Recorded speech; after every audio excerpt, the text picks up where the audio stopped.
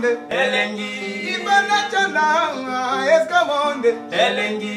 Irano Chala, Escamonde, Elengi. Bindere Batum, Escamonde, Elengi.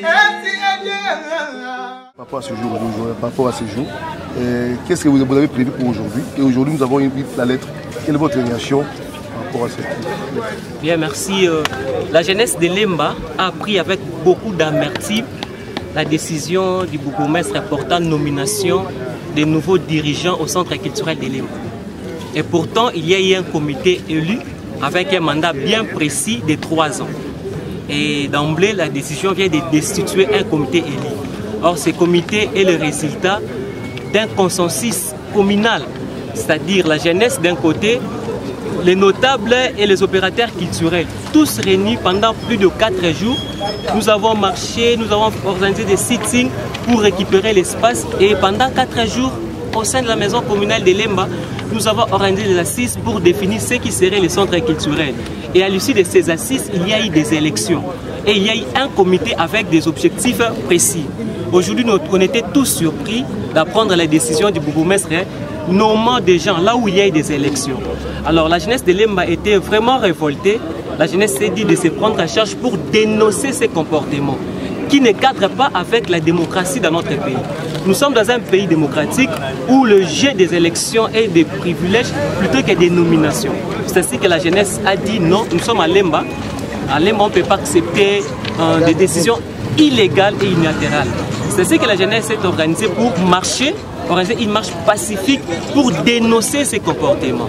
Hélas, Dieu grand, et on a eu aujourd'hui ce matin, au moment où on s'apprêtait pour faire cette marche pacifique, on a reçu la correspondance du ministre provincial en charge de la jeunesse, le commissaire, qui nous a écrit en nous réservant copie. Il a écrit au bourgmestre en nous réservant copie pour stigmatiser ces comportements.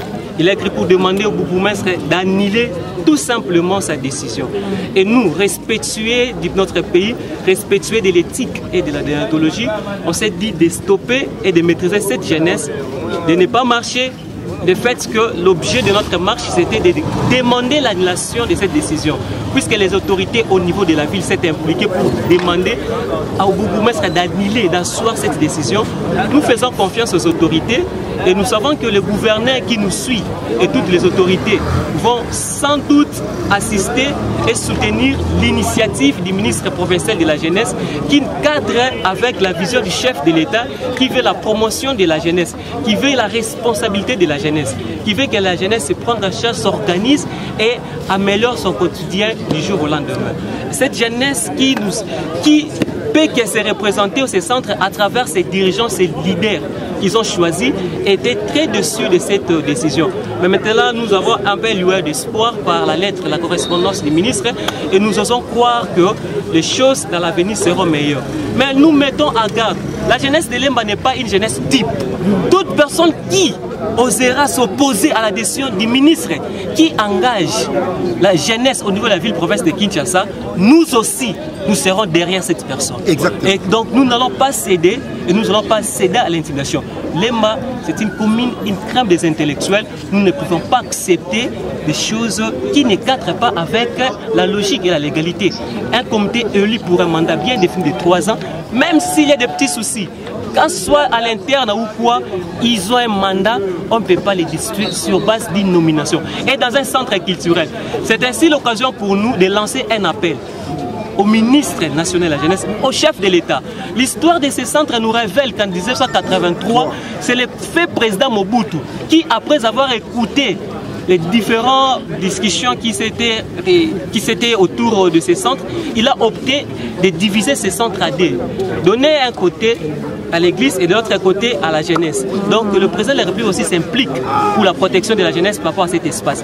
Afin que cet espace soit définitivement sécurisé par un arrêté ministériel portant création de ces centres. Exactement. Sinon, il y aura toujours des envies, sinon il y aura toujours la déviation de ces objets, il y aura toujours des prédateurs pour cet espace de la jeunesse. Exactement. Donc nous voulons que cet espace soit définitivement protégé, sécurisé pour que la jeunesse jouisse pleinement, non seulement en termes des activités, mais à la gestion de son patrimoine. Car c'est une aberration de voir un centre acquis de la jeunesse nommé de vieux papas pour gérer un espace de la jeunesse. C'est une aberration grave. Oui, président Guécho, de votre côté, si peut-être par exemple que non, le gouvernement s'est opposé à appliquer cette loi, et quel message Patrick peut lancer à la jeunesse des Pour lancer un bon message, je préférerais parler en lingala pour la bonne compréhension de tous. Voilà, comme le président l'a signifié, Espace Wana, centre culturel de Lemba. Ezali eloko oyo ba jeune ba gagnaka na concours na 83. Après concours Lemba bimaka deuxième. Lemba esenga ki na mindele batongela bango Espace Wana. Bayaki Kosenga, Maman Manzekou, je vois mon vieux Didier Bassamou qui nous a ressourcés par rapport à l'histoire. Et il y a c'est pas en vain.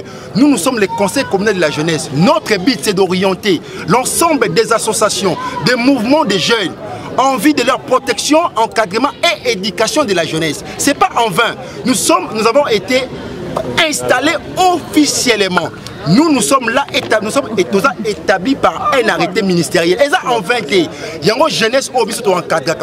Non, non, non. Parce que c'est une aberration. C'est une décision unilatérale. Il y a et quand nous avons des vieux comme Baba Sambombo, on va ressourcer la histoire. Personne ne peut le nier. Biseau de lobby, bon côté. Mais la décision du ministre, biseau de l'hôtel, mais là. Parce que l'espace, on a essayé à biseau. Jeunes, nous surtout en association, on a organisé activité.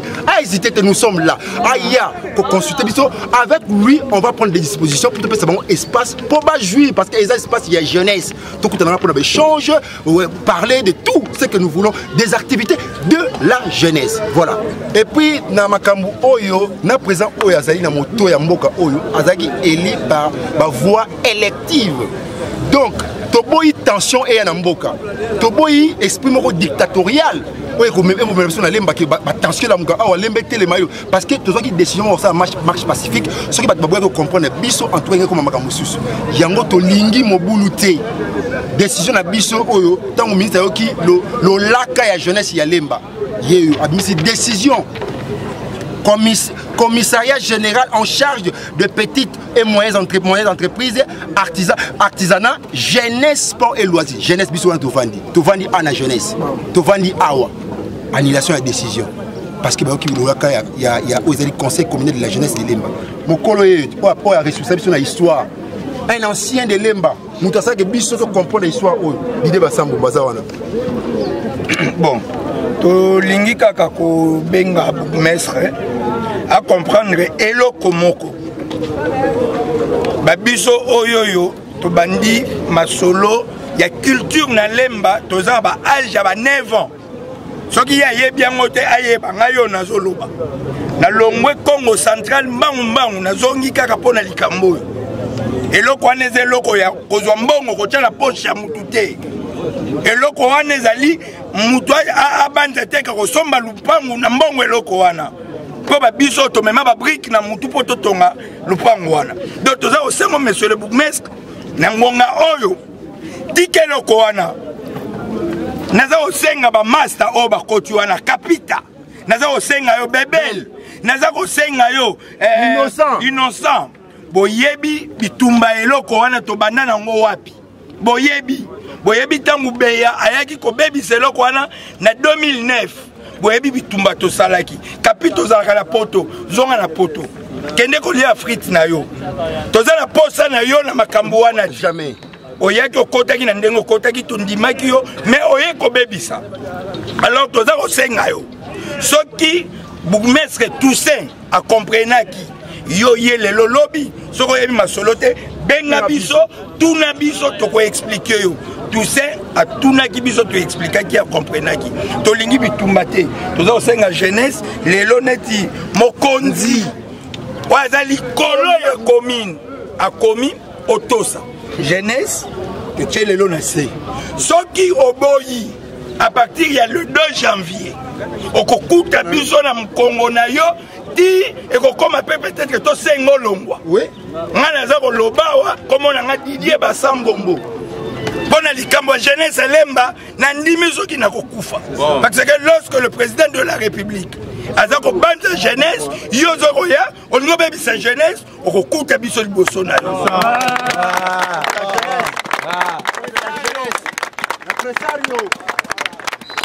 non parce que il y a des choses qui énervent. Vieux famé, aux aviens nabiso. Toyebio, toyebinda kwa tata, toyebinda kwa maman. Aux aviens nabiso lemba, oyebi li solo wana. Lobela collègue na yo, que atika makambu oyo andiko sala, biso awa na lemba. Lemba tolingaka kimia. Nous sommes une commune des intellectuels, tolingi kimia. Soki oboyi mukanda ngoyo. Basengyo annulé loko na yo. Alors, biso pe to sengyo dans 48 heures, on annulé loko na yo. Soko boyi toko banda yango ti président de la République a oyoka biso. Na ngongo to senga président kota makambo ngoti. Parce que yaza Léo Sommet toko senga ta kotambo. Biso moko toko sa charger nango ti okolongo la kamo ka comité na yo anoche. Parce que eloko anese eloko jeunesse, ezali eloko ya business te. Non, on n'a pas besoin de ce business. Non, on n'a pas besoin de ça. Donc, tozako senga yo na esprit bien olongo lango soko yebi histoire te benga biso. Tozako lobela chef de bureau commune à Lemba. Oya yebi histoire wana bien. Peut-être ezako induire yo na erreur. Mais yebi awa moningai na koti makambo na koti kutute bona zalaka na kati ya makambo yo depuis banda baleki nanga bazali awa zo bango bana mike bamona pasi tokoki kondima te jeunesse oyo etelengana na balabala toza kaka na place moko kosakanela ezali cadre wana place na biso ya festival okomi konome batu oyo bazwaka mbongo bamemaka na commune balobeli yo ezali loko komema mbongo na commune bozwa mbongo bawenze bozwa mbongo ya baba tokokota okomona biso te me na likambo ya centre culturel de Lemba oyo tobanda kobunda depuis Koli Elombe tobandi kobunda nango depuis 1981 tobandi kobunda pour l'espace wana lelo tokotolere ata soki mokete topesi yo babonane na yo fete babonane no na kimia zongisa biso pe to fete babonane na biso na kimia soko boyi après bonane tokosokipe na makambo centre wana peut-être ekobote loko mususu tosuki wana. Merci la jeunesse.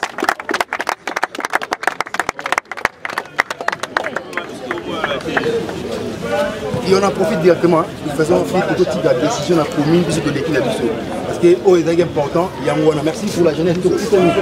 Est-ce que tu comprends le message? Au cas où on ne respecte pas la décision, il y a ceux qui ont manqué de respect dans mon temps, on sait que ce peut être on manqué au respect. Donc pour le moment, nous, on dit d'abord de respecter, n'est-ce pas pour nous que non, annuler, tout autant bola, mais tu garder toujours pour ça. Un grand merci. Ce que nous sommes en train de lutter, c'est non seulement pour nous, mais c'est aussi pour vous. C'est pour vous. Pourquoi? Ceux qui les laissent passer comme ils nommé, il faut que ça la pire pour vous mettre pour ça nini. Mais s'il y a des élections, on a demandé aussi là, il y a demandé aussi là, il y a place où on a gérer en haut. Mais il faut le bel bango. Baleki oyoyo. Bagesho na bagaga na mona gaga lokola mwana wa batamina sima kuna. Exactement. Voilà ti bleu, voilà ti bleu. Voilà ti bleu. Biso yebaki ke tokoleka. Biso yebaki ke tokoleka. Tozali nini? Tobandi ko encadrer, tobandi ko accompagner. Pourquoi lelo baya au lieu de continuer bon on est un centre culturel et un bureau politique. Tout à l'heure net tozabo les étaient atika biso to sala ko ya lingi ba désordre.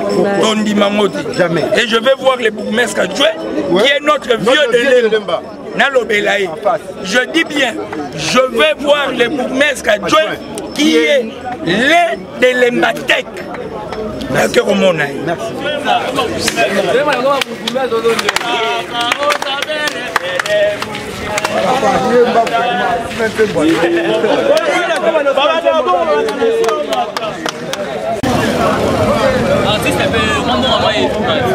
Artiste non.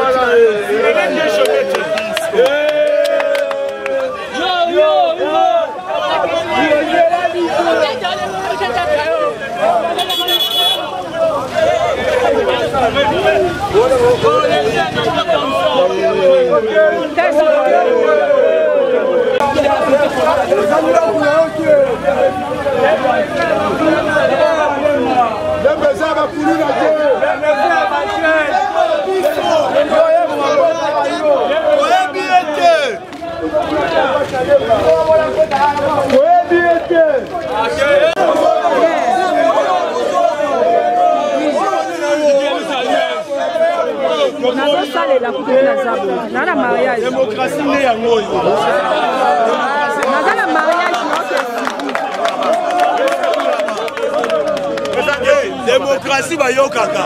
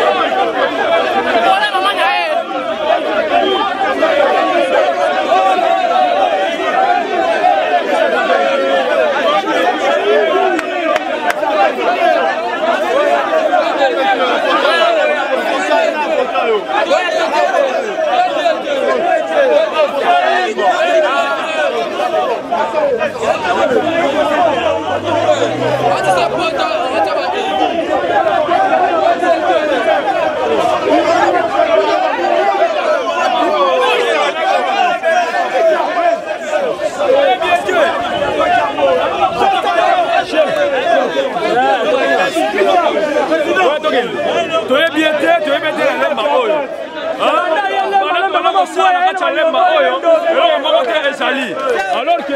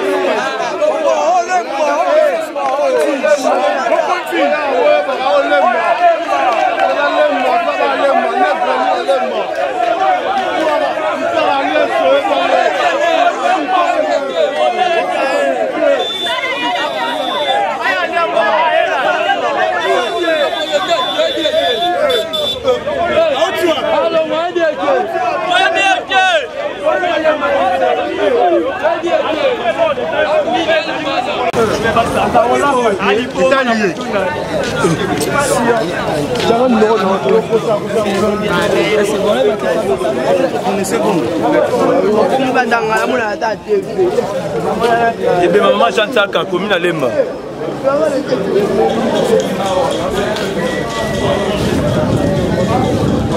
Chérie, il va venir, on va m'appeler.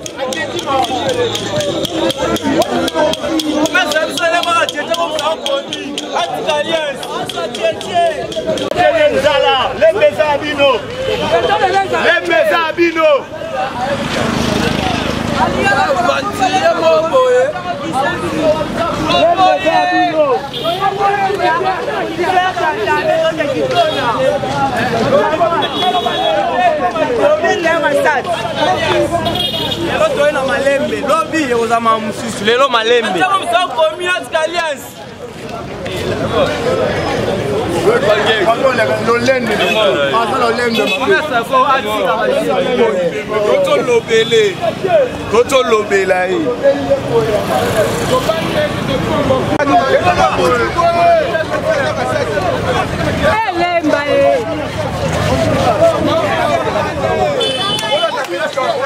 Papa, Laurent, tu es là, tu es haut.